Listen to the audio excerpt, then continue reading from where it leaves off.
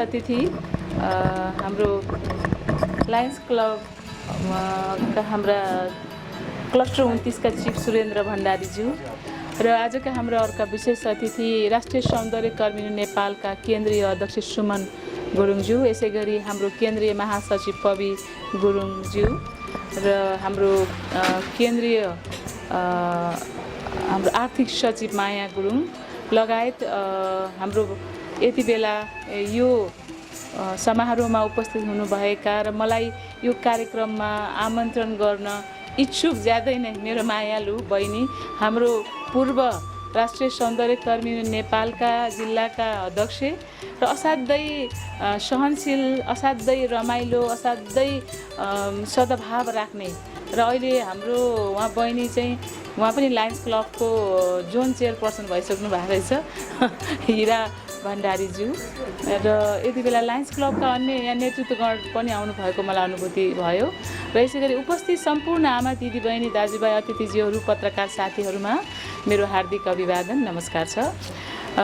म यहाँ आज यसरी यो विभिन्न व्यवधानको बावजुद पनि विभिन्न शारीरिक अस्वस्थताको कारणले पनि म यहाँ आउन इच्छुक भएँ। मेरो आज अलिकति अब यो हात दुखिरहेको छ, तर पनि म डाक्टरलाई छोडेर डाक्टर गेटमा आउने म निस्किने भएँ।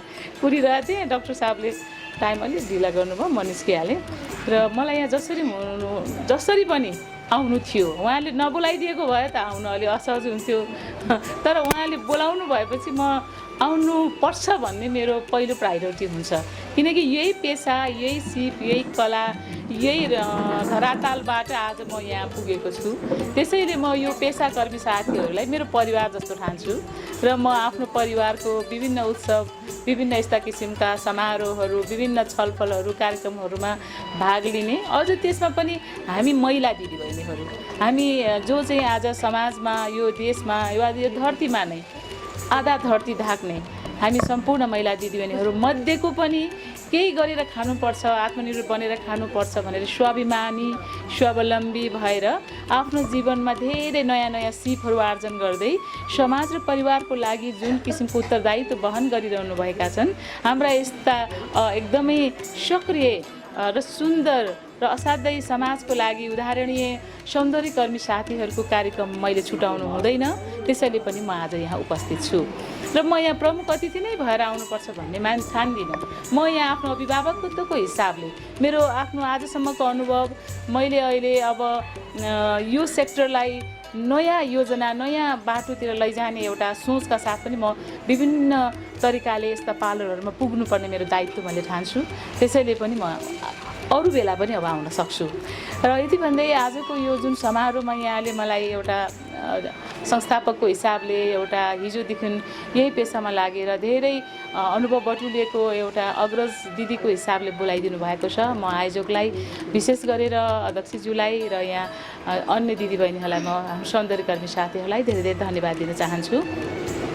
हाम्रो सामु आज यहाँ केन्द्रीय स्तरमा पुग्नुभएका नेतृत्वगण हुनुहुन्छ। सौन्दर्यकर्मी साथीहरू भनेको कोठाभित्र बसेर खालि कपाल काटिदिने, मेकअप गरिदिने अनि 2-4 पैसा कमाउने र रमाउने मात्रै हो भन्ने जुन किसिमको एउटा मानसिकता हिजो थियो समाजभित्र, त्यो सरासर गलत र सरासर त्यो एकदमै नबुझेको त्यो जुन वातावरणलाई मैले चिर्दै आजसम्म यहाँ आउँदा मैले पाएको छु। मेरो देब्रेतिर अहिले बस्नुहुने केन्द्रीय अध्यक्ष, जो संस्थापक भएर हिजोदेखि मलाई साथ दिनुभएको, त्यसरी नै एकदमै सक्रिय रूपमा काम गरेर महासचिव हुनुभएको साथी, आज हामीसित हामीले सौन्दर्यकर्मी साथीहरूलाई मात्रै आफ्नो पेसा, हक अधिकारको लागि उहाँलाई जुर्मुराउन, उहाँलाई त्यो बारे सचेत गराउन मात्रै सफल भएका छैनौँ।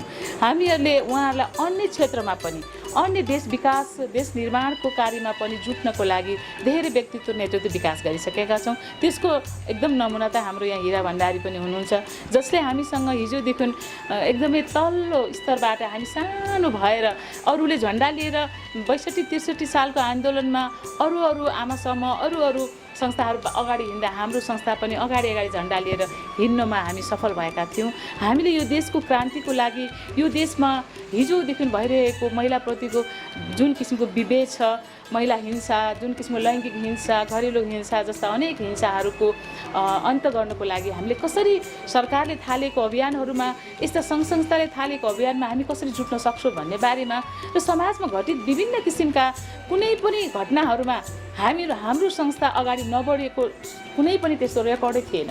मेरो कार्यकालमा म अध्यक्ष हुँदा कास्कीको त्यो बेलादेखि हामी सामाजिक अभियन्ताको रूपमा पनि अगाडि बढेका थियौँ र हामी आन्दोलनमा पनि होमिएका थियौँ र आज यो जुन सङ्घीय लोकतान्त्रिक गणतन्त्रात्मक राज्य हामीले अब व्यवस्थापन गरिसकेका छौँ, यसलाई हामीले बिस्तारै स्थापित गर्दैछौँ। यसैमा हामी यही पद्धति र यो प्रणालीमा हामीले आफ्नो विभिन्न संरचनालाई अगाडि बढाएका छौँ। त्यो मानेमा सौन्दर्यकर्मीको पनि यसमा ठुलो देन छ, यसमा ठुलो हात छ। संविधान बनाउने बेलामा अहिले म सम्झन चाहन्छु, हाम्रो अब अहिले हामी सबैले गुमाउनु परेको हाम्रो एकदमै सबैको प्यारो नेता हाम्रो रविन्द्र अधिकारीज्यू, जसले हाम्रो सौन्दर्यकर्मीहरूलाई असाध्यै साथ दिनुभयो। उहाँले सौन्दर्यकर्मीहरूको हक अधिकारको लागि के गर्नु पर्ला भनेर मैले उहाँसँग सामान्य आधारभूत कुराहरू गर्दाखेरि उहाँले ल तपाईँहरू अगाडि बढ्नुहोस्, तपाईँहरू संस्थागत रूपले अगाडि बढ्नुहोस् भनेर मलाई साथ दिनुभएको एउटा नेता जो अब हाम्रो त्यस्तो किसिमको दुःखद घटनामा हामीले उहाँलाई गुमाउनु पर्यो। उहाँ पनि हाम्रो त्यो बेलाको एउटा इतिहास, जिउँदो इतिहास हामीसँग अहिले हामीले स्मरण गर्न योग्य म ठान्छौँ र हामीहरू सबैले उहाँलाई कहिले पनि भुल्न सक्दैनौँ। यसरी धेरै यो समाजभित्रका पोखरा कास्की भित्रका महानगरभित्रका हिजोका त नगरपालिका भनौँ, नगरपालिकाभित्रका हर्ताकर्ता विज्ञ साथीहरू, बुद्धिजीवी साथीहरूले हामीलाई साथ दिँदै हाम्रो सङ्गठनलाई कसरी चाहिँ अगाडि बढ्नको लागि हिम्मत र आत्मविश्वासका साथ कसरी हामी आफ्नो पेसालाई चाहिँ सुरक्षित, व्यवस्थित, मर्यादित बनाउन सक्छौँ त भन्ने बारेमा हामीलाई बुद्धि विचारहरू आदान प्रदान गर्ने क्रममा धेरैको साथ पाएको म सम्झन चाहन्छु। आज यहाँलाई भन्नै पर्छ, सौन्दर्यकर्मी पेसामा लागेका केही साथीहरू यसरी एउटा राजनीतिको माध्यमबाट देश निर्माणको यो क्रममा र देशको सेवाको क्रममा चाहिँ अहिले एउटा सार्वजनिक पदधारीको रूपमा एउटा जनप्रतिनिधि भएर यो ठाउँमा आइपुग्नु भनेको त्यसका पछाडिका इतिहासहरू पक्कै पनि केही छन् भन्ने कुरा यहाँले बुझिदिनुपर्छ। यो छोटो समयभित्र मैले आज यहाँ उपस्थित हुनुहुने हाम्रा मान्यजनहरू, हाम्रो सम्पूर्ण धेरै समाजमा आफ्नो पाइलालाई, आफ्नो योगदानलाई क्रमशः अगाडि बढाइरहनु भएका व्यक्तित्वहरूको छेउमा चाहिँ मैले आजको यो समय त सबै कुरा व्यक्त गर्न त म असमर्थ छु, तर इतिहास धेरै मजाको छ, धेरै हजुरहरूले सुन्न लायकको छ।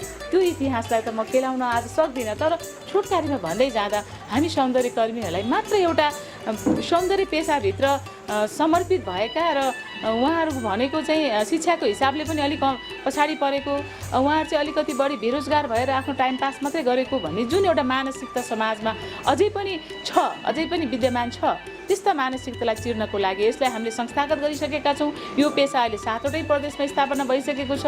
अस्ति भर्खरै हामीले यो पेसा हाम्रो अरू पेसा जसरी हामीले पनि स्वतन्त्र रूपले अब सुरक्षित हुँदै हामीले यो पेसालाई अपनाउनुपर्छ, अब यो पेसालाई हामीले अगाडि बढाउनुपर्छ, गर्न पाउनुपर्छ काम भन्ने कुरामा पनि हामी आन्दोलित भयौँ र केन्द्रीय अध्यक्ष, केन्द्रीय पदाधिकारी लगायत 7वटै प्रदेशमा हामीले एकैचोटि आफ्नो ज्ञापन पत्र पनि हामीले सम्बन्धित प्रशासन कार्यमा हामीले बुझाइसकेका छौँ। त्यसको साथमा अहिले सौन्दर्यकर्मीहरूको व्यक्तित्व नेतृत्व विकासको लागि हामीले सिटिबिटी अन्तर्गतका तालिमहरू दिने, त्यो अन्तर्गतका लेभल 2, लेभल 1 परीक्षाबाट पास गराएर उहाँहरूलाई एउटा नेसनल स्ट्यान्डर्डको सर्टिफिकेट उहाँहरूलाई प्रदान गर्ने हिसाबले पनि हाम्रो सङ्गठन हामी स्वयं पनि लागिरहेका छौँ, जसको लागि पनि धेरै कुराहरू अलिकति बढी अप्ठ्यारो भएको हुनाले केही समस्याहरू आइराखेको छ। अहिले कोही सौन्दर्यकर्मीहरू चाहिँ एकदम सहजसँग पास हुने, कसैले 10औं पटक जाँच दिँदा पनि पास नहुने पनि अलिकति अडचन आएको छ। हाम्रो अहिले यो सौन्दर्यकर्मीको एउटा समस्या अहिले हामीले जल्दो बल्दो रूपमा देखेका छौँ। लेभल 2 जाँच दिन जानुहुन्छ, बारम्बार फेल हुनुहुन्छ, कोही फेरि लेखेकै छैन, लेखेको थिएन भन्ने प्रुफ पाउँछ तर पास हुनुहुन्छ। त्यो किसिमको कुरा आइरहेको धेरै विगत 5-6 वर्षबाट यो समस्या आएको हुनाले यतातिर पनि हाम्रो सङ्गठनले अहिले पाइला चालिसकेको छ। मेरो आफ्नै सहकारी साथीहरूको नेतृत्वमा हामीले हाम्रो अहिले सामाजिक विकास मन्त्रालयमा मन्त्रीज्यूलाई अस्ति भर्खर हामीले एउटा निवेदन पनि पेश गरेका छौँ कि यो किसिमको समस्या आयो, यसको चाहिँ राम्रोसँग खोजी तलासी गरेर हामीलाई चाहिँ यो बारे चाहिँ राम्रो जानकारी गराइदिनु पर्यो, किन फेल हुन्छ र यो अहिलेको लेभल 2 को इक्जाममा यो किसिमको प्रश्नको उत्तर राम्रोसँग के नलेखेकै कारणले फेल भएका हुन् कि अरू यसका केही कारण छन् र कुनै एउटा केन्द्रबाट मानिसहरू पास हुन्छन् भनेर बढी त्यही केन्द्रमा मात्रै जाँच दिने पनि बढी अहिले यो आइरहेको छ समस्या हामीले देखिरहेका छौँ। त्यही ठाउँमा मात्रै जाँच दिन जाने, कुनै ठाउँ फेल हुन्छ भनेर जाँच दिन नजाने, यस्तो किसिमको यो अलिक विडम्बना एउटा समस्याहरू हामीले पाएका छौँ। त्यतातिर पनि अहिले हाम्रो सङ्गठन राष्ट्रिय सौन्दर्य कर्मी युनियनको ध्यान केन्द्रित भएको छ र सौन्दर्य कर्मीहरूको अहिले त्यतातिर चासो बढेको छ। सबैले हामी बारम्बार 20औं वर्ष तालिम लिएर काम गरेको 20औं वर्ष भइसक्यो र पनि हामीले एउटा लेभल 2 को इक्जाम कटाउन सकेका छैनौँ। यसको कारण के छ त? यो कारण नेपालभरिबाट आएको आवाजलाई अहिले सम्बोधन गर्दैछ हाम्रो राष्ट्रिय सौन्दर्य कर्मी युनियनले र हामीले मन्त्रालय मार्फत यसलाई केन्द्रसम्म यसलाई घचघचाउनेतर्फ हामी लागिसकेका छौँ। यसरी हकितको लागि धेरै कामहरू गरिरहेका छौँ सौन्दर्य कर्मी साथीहरू मार्फत। म आफै पनि उहाँसँग जोडिन्छु र त्यसको साथमा अहिले म जनप्रतिनिधि भएको हिसाबले गण्डकी प्रदेश सभाको सांसद वा सदस्यको नाताले मैले समग्रमा सम्पूर्ण नेपाली जनताको, नेपाली हाम्रो नागरिकको हकितको लागि र विशेष गरेर म आफै महिला भएको कारणले महिलाहरूको जुन किसिमको अहिलेको समस्या छ जल्दो बल्दो समस्या, त्यसमा कोभिड-19 कोरोना भाइरसबाट जुन महिलाहरू अहिले विभिन्न हिंसामा परिरहनु भएको छ, घरेलु हिंसाबाट प्रताडित भइरहेको छ, झन् बढीभन्दा बढी हिंसाको क्रमहरू घटनाहरू हामीले सुन्नु परिरहेको छ। यसलाई न्यूनीकरण, यसलाई व्यवस्थापन, यसबारे चाहिँ आवाज उठाउन के गर्न सक्छौँ भन्ने बारेमा हामी केन्द्रदेखि प्रदेश र स्थानीयसम्म हाम्रा महिलाको एउटा सञ्जालहरू हामी सचेत भएका छौँ। हामी सांसदहरू पनि सचेत भएका छौँ र हामीले विभिन्न कार्यक्रम गरेर अवेरनेस गर्ने र विभिन्न ठाउँमा भएको घटनालाई सम्बन्धित पक्षसँग भेटेर उहाँको समस्याहरू बुझिदिने, उहाँहरूको समस्यालाई कसरी हल गर्ने भन्नेतिर पनि लागेका छौँ। म आफै पनि श्रम क्षेत्रमा काम गर्ने भएको हुनाले आफू पनि स्वरोजगार श्रमिकको रूपमा आफूलाई यहाँहरू माझ म चिनाउन चाहन्छु। मेरो Hong Kong beauty institute private limited जो अहिले क्लारा इन्टरनेसनल ब्युटी कलेजको रूपमा विगत 35 वर्ष भइसकेको छ, मैले अहिले गण्डकी प्रदेशको एउटा केन्द्र इक्जाम सेन्टरको रूपमा पनि यसलाई चलाइरहेको छु। यसभित्र हजारौँ महिलाहरूलाई मैले लेभल 1 लेभल 2 इक्जाम परीक्षा व्यवस्था गरेर उहाँलाई उत्तीर्ण पनि गराइसकेको छु। धेरै साथीहरूलाई तालिम पनि दिन्छु। यसै क्रममा हाम्रो अमिता बहिनीलाई अहिले म सम्झन चाहन्छु जो आज नेपालमा हुनुहुन्न, विदेश जाने सौभाग्य उहाँलाई प्राप्त भएको छ। उहाँलाई म स्मरण गर्न चाहन्छु। अस्ति भर्खर मसँग उहाँले फेसबुकमा अनलाइनमा कुरा गर्नुभएको थियो। मैले पुरानो फोटो हालेको थिएँ र दिदी मलाई पुरानो सम्झना गराइदिनु भयो भनेर उहाँले एकदम खुसी भएर त्यो फोटोलाई उहाँले लाइक गर्नुभएको छ। र म अमिता बहिनीलाई चाहिँ एउटा सहनशील बहिनीको रूपमा लिन चाहन्छु र मलाई हिजो यो सङ्गठन स्थापना गर्ने बेलामा मलाई दाहिने हातको रूपमा काम गर्ने एउटा अमिता बहिनी पनि हो र अमिता बहिनी लगायत हिरा बहिनी भनेको उहाँहरू महिलाको हक अधिकारको लागि जहिले पनि अगुवा भएर काम गर्ने साथीहरू हुनुहुन्छ। यसको साथमा पनि म आफै पनि लायन्समा पनि छु। लायन्स क्लब सेती गण्डकीको म एकदम संस्थापक सदस्य नै हुँ। त्यसको साथमा अहिले चाहिँ अब मलाई लायन्स क्लबले हामीलाई विशेष गरेर मान्य प्रभाजी र मलाई चाहिँ डिस्ट्रिक्ट कमान्डर एडभाइजरको रूपमा पनि उहाँले मनोनित गर्नुभएको छ। अहिले म लायन्स क्लब सेती गण्डकीमा अब त 2 वर्षपछि मेरो कार्यकाल सकिन्छ सांसदको, त्यसपछि म फेरि मेरो लायन्सलाई हाँक्नुपर्छ भनेर मैले अहिले चाहिँ सेकेन्ड पिपीको रूपमा फेरि आफ्नो पोस्टलाई चाहिँ ग्रहण गरेको छु। यतातिर पनि लायन्सलाई पनि मैले चट्टै छोड्न खोजेको छैन। म त्यसबाट एउटा सुरुवातबाट नै लागेको हो, किनभने केही गर्नुपर्छ समाजमा भन्ने मलाई मान्यता छ। अर्को कुरा अहिले हामीले अब उत्पादनको क्षेत्रमा बढी ध्यान दिनुपर्छ। यसको लागि मैले सरकार समक्ष बारम्बार कुरा राखेको छु। अर्को खुसीको कुरा भनेको एउटा जानकारी गराउँ, आज यहाँ अलिक केही त्यस्ता जिम्मेवार व्यक्तिहरू पनि हुनुहुन्छ, सरकारवाला सबै यहाँ हुनुहुन्छ। यो ब्युटी सेक्टरलाई अहिले धेरै सरकारले पनि यसलाई मान्यता दियो, अहिले तालिम ल्याइदिएको छ। सिटिभिटीले यसलाई अब वर्गीकरण सिपको एउटा परीक्षा गरेर सिप प्रमाणीकरण गरिदिने काम गरिदिएको छ र पाठ्यक्रम बनाइदिने काम गरेको छ र धेरै पढेका धेरै एजुकेटेड साथीहरूको रोजगार विहीन भएको अवस्थालाई मध्यनजर गर्दै अहिले जुन प्राविधिक सिप व्यावसायिक तालिम केन्द्रबाट जुन किसिमको ठाउँ ठाउँमा तालिमहरू सञ्चालन हुन्छ, यो तालिमले हाम्रो मानव जीवनमा हाम्रो नेपाली युवाहरूलाई हाम्रो समुदायभित्र चाहिँ केही न केही गरेर खाने र आत्मनिर्भर हुने एउटा राम्रो एउटा अवसर प्रदान गरिरहेको छ। धन्यवाद सञ्चालक बहिनी, प्यारी बहिनी खुशबु बहिनीलाई। आजका प्रमुख अतिथिज्यू माननीय सभासद आदरणीय दिचु मीना गुरुङज्यू, विशेष अतिथिज्यू आदरणीय भण्डारीज्यू र आजका आदरणीय अतिथिज्यूहरू यहाँ उपस्थित र उपस्थित सम्पूर्ण प्यारा व्यक्तित्वहरूमा म चित्रा ब्युटी स्टुडियोको प्रोपाइटर अथवा सञ्चालक बिना थापा अथवा भगवती थापा भनेर पनि चिन्नुहुन्छ कतिले, सम्पूर्णमा न्यानो अभिवादन। सर्वप्रथम त सम्पूर्ण यहाँ उपस्थित हाम्रो सानो निमन्त्रणालाई स्वीकार गरी यहाँ उपस्थित भइदिनु भएर आजको यो उद्घाटन कार्यक्रमको शोभा बढाइदिनु भएको लागि धेरै धेरै धन्यवाद दिन चाहन्छु। मलाई चाहिँ आज हाम्रो जीवन यात्रा, मान्छे जन्मिन्छ, मृत्यु निश्चित छ, तर कहिले हुन्छ हामीलाई थाहा छैन। जीवन यात्रा छोटो हुन्छ या लामो हुन्छ त्यो पनि थाहा छैन। त्यसैले जीवनमा केही न केही गर्दै जान्छौँ। हामी आफ्नो परिचय चाहिँ थप्दै जान्छौँ र मेरो 40औँ वर्षको वसन्त पार मैले गरिसकेको छु। प्रायः जसो मान्छेहरूले यो वर्षपछि रिटायर लाइफ अबतिर जाने गर्नुहुन्छ, तर म चाहिँ नयाँ ऊर्जाका साथ मेरो जीवन यात्रामा नयाँ एउटा परिचय थप्दैछु। आजदेखि म चित्रा ब्युटी स्टुडियोको प्रोपाइटर सञ्चालक भएर मेरो जीवनमा फेरि एउटा नयाँ परिचय थपिएको छ। अब थाहा छैन यसलाई म यो परिचयलाई कति सार्थक बनाउन सक्छु। आजको समयसम्म छोरी भएर जन्मे, कसैको बुहारी बने, दिदी बने, बहिनी बने, आमा हुँदै अब सासू हुनु बाँकी छ। त्यो समय चाहिँ आउनु बाँकी छ र 40औँ वसन्त पार गर्दै गर्दा चाहिँ ब्युटिसियन भनेर समाजमा चाहिँ बसेको छु। लामाचौरमा म 23 वर्ष अगाडि चाहिँ एउटा बुहारीको रूपमा चाहिँ भित्रिएको हुँ। लामाचौर क्षेत्र मलाई चाहिँ मेरो परिवार, मेरो फ्यामिली जस्तो लाग्छ। यहाँ चाहिँ म चाहिँ विभिन्न सामाजिक सङ्घ संस्थामा आबद्ध छु र उहाँहरूसँगै समाजमा भएका व्यक्तित्वहरूसँग सहकार्य गरेर हामी काम गर्छौँ र त्यसैले मलाई लामाचौरमा चाहिँ म एक्लै छु जस्तो लाग्दैन। म एकदम परिवार जस्तै महसुस गर्छु। त्यसैले आज यहाँ जो उपस्थित हुनुहुन्छ उहाँहरू सबै म आबद्ध भएको क्षेत्र र आफ्नो परिवारजन मात्रै हुनुहुन्छ यहाँ। अनि अब चाहिँ यो कार्यक्रमको धन्यवाद ज्ञापनको उसमा जानेछु। मेरो परिचय, मेरो श्रीमानको नाम विनोद थापा, मेरा 2 छोराहरू छन्, अनन्त थापा र अभय थापा। आज यहाँ चाहिँ मेरो आमा हुनुहुन्छ, दिदी हुनुहुन्छ, बहिनी। हामीलाई थाहा छ अहिले हामी कोभिड-19 को विषम परिस्थितिमा छौँ। अनि कोभिड-19 सँगै बाढी पहिरो प्राकृतिक प्रकोपले पनि हामीलाई त्यतिकै सताइरहेछ। कहिले भूकम्प आउँछ, अलिअलि हल्लाए जस्तो गर्छ, हामी त्रसित हुन्छौँ।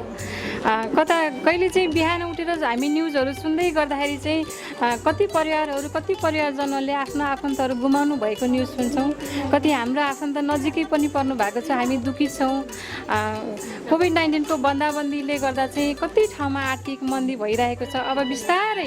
अब यो बिस्तारै चाहिँ मान्छेलाई थाहा नपाउने गरेर आर्थिक मन्दी सम्पूर्णमा सबैलाई असर गर्ने छ। यो असर चाहिँ देखिन्छ, बिस्तारै अहिले नै देखिरहेको छ। यस्तो अवस्थामा मैले चाहिँ मेरो 40औँ वर्ष वसन्त पार गर्दै चाहिँ यो ऊर्जाले यो च्यालेन्जलाई एक्सेप्ट गरेको छु। यो च्यालेन्ज चाहिँ मेरो नयाँ च्यालेन्ज हो। म यसलाई कसरी पुरा गर्छु त्यो मलाई पनि थाहा छैन। म चाहिँ मेरो हुर्काई चाहिँ मेरो बुवा चाहिँ इन्डियन आर्मी, अनि म एकदम कडा अनुशासन, तर सानोमा हेर्दै गर्दा पञ्चायत काल देखियो, बौद्धल आयो, क्रान्ति गरियो। क्रान्तिकारी र राजनीतिक परिवारमा म हुर्केको कारण अनि त्यही अनुसार चाहिँ मैले समाजमा भएका विकृतिहरू, भेदभाव, अन्याय विरुद्ध लड्नुपर्छ भन्ने कुराहरू म मेरो सानो हुर्काइको वातावरणबाट सिकेको। अनि भेदभावका कुराहरू, छोराछोरीमा भेदभाव गर्नुहुन्न भन्ने कुराहरूमा मेरो पहिलो अभियान, मेरो विचार चाहिँ हामीले समाजमा केही परिवर्तन गर्न चाहन्छौँ भने पहिलो चाहिँ आफू नै स्वयं परिवर्तन हो, आफ्नो सोच परिवर्तन गर भन्ने मान्यता। म पहिला अरूलाई परिवर्तन गर्न, अरूको सोच परिवर्तन गर्न चाहिँ म चाहन्न। स्वयं चाहिँ पहिला आफू परिवर्तन हुने। म सानै छँदा जब प्रजातन्त्र आयो, सबै भेदभावका कुराहरू आए, त्यसपछि मैले मेरो पहिलो अभियान चाहिँ मेरो घरमा पनि चलाएको। हामी चाहिँ 6 जना छोराछोरी, 3 जना दाजुभाइ, 3 जना दिदीबहिनी। अनि जब आमाले चाहिँ हामी दाजु र छोरा र छोरीमा अलिअलि फरक गर्नुहुन्थ्यो, त्यसपछि मैले अभियान सुरु गरेँ। छोराछोरी बराबर यस भेदभाव गर्न पाउँदैन है आमा भनेर सुरु गरेँ। त्यसको लागि मेरो बुवाले सपोर्ट गर्नुभयो। मेरो बुवा चाहिँ मेरो आइडलको रूपमा हुनुहुन्छ र विवाह पश्चात चाहिँ मेरो आइडल चाहिँ मेरो श्रीमान हुनुहुन्छ, जसले चाहिँ मलाई आज मेरो परिवार, म चाहिँ भाग्यमानी भन्न ठान्छु। म जुन परिवारमा जन्मेँ र म हुर्केँ र विवाह पश्चात म जुन परिवारमा आएँ र जुन समाजमा आएँ त्यो चाहिँ असाध्यै असल छ। त्यसकारण आज म चित्रा ब्युटी स्टुडियोको अनर, प्रोभाइडर, सञ्चालक, ब्युटिसियनको रूपमा आज यहाँ उभिएर म हजुरहरूको अगाडि चाहिँ बोल्न सक्ने भएको छु। मेरो बुवाले मलाई एउटै कुरा सिकाउनु भयो सानोमा, तिमी छोरी भएकै कारणले तिमी आफूले कमजोर नसम्झ। सही र गलतको पहिचान गर्न सिकाउनु भयो। सहीलाई सही, गलतलाई गलतै। चाहे त्यो आफूभन्दा ठुलो मान्ने जसले यदि गलत काम गरिराख्नु भएको छ भने त्यो चाहिँ तिमीले भन्न सक्नुपर्ने, भन्नुपर्छ भनेर सिकाउनु भयो। त्यसैले चाहिँ तिमी छोरी भएकै कारणले सबैसँग झुकेर बोल्नुपर्छ भनेर सिकाउनु भएन। त्यसैले होला हजुरहरूले मलाई 23 वर्षदेखि लामोचनमा देख्नु भएको छ, कतिजना आफन्तजनहरू समाजमा देख्नु भएको छ। मलाई चाहिँ झुकेर बोल्न आउँदैन, मलाई आँखामा आँखा जुदाएर बोल्न आँट आउँछ। त्यो आँट चाहिँ मेरो परिवारले दिनुभएको है। सही र सहीलाई गलतलाई गलत भन्न सक्ने आँट पनि मेरो परिवारले दिनुभयो। म चाहिँ राजनीतिक परिवारमा हुर्केँ, तर मेरो विवाह भयो एकदम शान्त, एकदमै शालीन। मेरो श्रीमान चाहिँ एकदम शालीन स्वभावको। उहाँलाई चाहिँ जसले गाली गरे पनि उहाँले क्षमा दिनुपर्ने, एकदम शालीन। किनभने मेरो विवाह पश्चात म 23 वर्ष भयो मैले मेरो परिवारसँग, यताको परिवारसँग बिताएको। उताको म जन्मेरको परिवारभन्दा यताको बढी भयो। त्यही भएर मेरो स्वभाव पनि बिस्तारै चेन्ज हुनु गयो। मलाई बाल्यकालमा चिन्नुहुने व्यक्तिहरूले म अहिले यस्तो छु भनेर कसैले पनि चिन्नुहुन्न, थाहा उहाँहरूले पत्याउनु नै हुन्न। अनि त्यसपछि त्यो ऊर्जा चाहिँ काम चाहिँ हात खुट्टा चाहिँ सधैँ भइन्जेल र सकिन्जेल चाहिँ काम गर्नुपर्छ, सङ्घर्ष गर्नुपर्छ भनेर त्यो शिक्षा हामीले सानैदेखि पाएको हुनाले मलाई चाहिँ काम नगरी बस्न चाहिँ अलि मेरो मनै मान्दैन। त्यसैले पनि म विभिन्न पारिवारिक परिस्थिति आए पनि, किनभने आमा भयो, बुहारी भयो, आमा भयो, बच्चाहरू हुर्काउनु पर्यो, सबै कुराहरू व्यवस्थापन गर्दाखेरि कतिपटक बाहिर निस्केर काम गर्न सकिने अवस्था थिएन। ती सबैलाई व्यवस्थापन गर्नुपर्ने थियो। तैपनि म घरमै बसेर पनि मैले छोटो समय 2 वर्ष चाहिँ टिचिङ गरेँ। त्यसपछि म चाहिँ आर्मी फ्यामिलीमा मात्रै होइन, म कृषकको छोरी पनि हो। त्यसैले सानो छँदा हलो मात्रै जोतिनँ, अरू सबै काम गरेँ। मलाई सबै काम गर्न आउँछ। हलो चाहिँ जोतिनँ, अरू चाहिँ मैले सबै काम। त्यो पनि किन भने छोरा र छोरीमा छोरा जति सक्षम छ छोरी पनि त्यतिकै सक्षम छ भनेर। त्यही भएर मेरो दाइहरूले जे काम गर्नुहुन्छ मैले त्यति गर्थेँ, अझ त्योभन्दा बढी गरिदिन्थेँ सानोमा छँदा। अनि त्यसकारण चाहिँ मैले चाहिँ धान उताबाट खरिद गरेर यहाँ धानको बिक्री पनि गरेँ। मैले कुनै संस्था दर्ता गरेर संस्थापक रूपमा नबसे पनि मैले अरू बाँकी कामहरू गर्दै आएँ र आज चाहिँ एउटा संस्था दर्ता गरेर यहाँ हजुरहरूको सामु छु। यहाँ लामोचौर स्थितमा मेरो पार्लर ब्युटी स्टुडियो सुरु भएको छ। हजुरहरू आइदिनु भयो, धेरै धेरै धन्यवाद। अनि मलाई आज यो कार्यक्रमसम्म सम्पन्न गर्नको लागि मलाई जसले सहायता गर्नु, जस्तो डेकोरेसनमा अनि यो सामानहरू मिलाउने क्रममा, यो कार्यक्रम आज सम्पन्न गर्नको तयारीको क्रममा मेरो बहिनीहरू, मेरो भाइहरू हुनुहुन्छ, उहाँहरूले सहायता गर्नुभयो। उहाँहरूलाई एकदम हृदयदेखि धन्यवाद दिन चाहन्छु। खुसबु बहिनी, हिरा बहिनी, हाम्रो जोनी भाइ हुनुहुन्छ, हाम्रो ज्योति दिदी हुनुहुन्छ। मेरो परिवारलाई एकदम धन्यवाद दिन चाहन्छु। मेरो परिवारले साथ सपोर्ट र उहाँहरूको माया नभएको भए आज म यहाँ उभिएर यसरी बोल्न सक्ने अवस्थामा हुने थिएन। म घरमै खाना नै बनाएर बस्ने थिएँ। मलाई चाहिँ बाहिर समाजमा, सोसाइटीमा निस्किएर काम गर्ने चाह, मेरो इच्छा चाहिँ मेरो अन्तरात्मादेखि आउँछ, तर त्यसको लागि सपोर्ट चाहिँ मेरो परिवारले गर्नुहुन्छ। त्यसकारण म आज यहाँ छु। फेरि पनि सम्पूर्णलाई धेरै धेरै धन्यवाद दिन चाहन्छु र आजको कार्यक्रम म यही समापन भएको घोषणा गर्दछु। धन्यवाद।